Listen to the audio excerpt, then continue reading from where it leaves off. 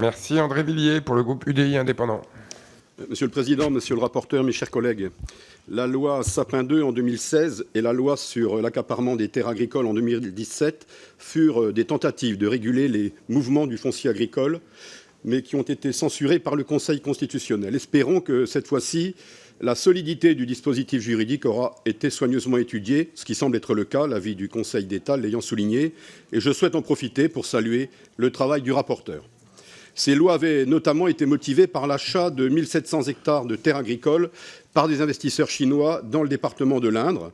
Il faut nous défendre face à des stratégies agressives et concertées de mettre la main sur nos ressources naturelles, ce qui ne représente qu'une part minoritaire des investisseurs étrangers. Il est bon de rappeler d'ailleurs que des sociétés françaises rachètent des surfaces équivalentes en Ukraine, en Roumanie ou ailleurs, contribuant à la modernisation de leurs exploitations.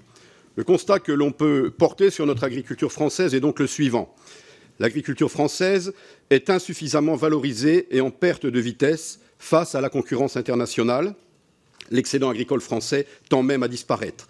Avec plus de 50% des exploitants agricoles qui vont disparaître à leur retraite dans les 10 ans, le phénomène d'augmentation des tailles d'exploitation et de circulation du foncier ne pourra que s'accentuer. Vous noterez d'ailleurs que la location de terres constitue le mode de faire valoir le plus répandu en France métropolitaine. Il concerne 60% de la surface agricole utile, dont 35% de terres louées par des exploitants individuels et 65% par des exploitations en forme sociétaire. Près de 40% au total des exploitations individuelles sont propriétaires de la totalité de leurs terres. C'est dire l'attachement du monde paysan à ce modèle, celui de la propriété agricole.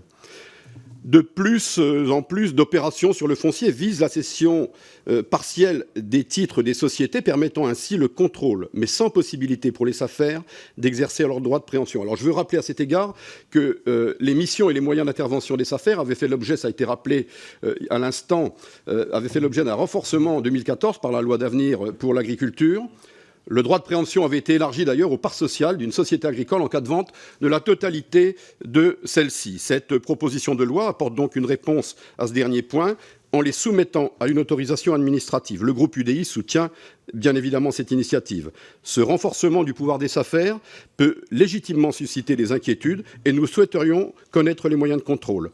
Car le phénomène de concentration et d'accaparement des surfaces agricoles pose question, car de la maîtrise des terres agricoles dépendra notre souveraineté alimentaire et l'autonomie des agriculteurs. Si ce texte ne résout pas tout, il comble une lacune juridique après plusieurs échecs, mais nous souhaiterions néanmoins être rassurés quant à la bonne prise en compte des caractéristiques propres à l'élevage dans ce dispositif. Nous regrettons néanmoins que le gouvernement n'ait pas privilégié un grand texte sur le foncier agricole avec un peu plus d'audace et d'imagination.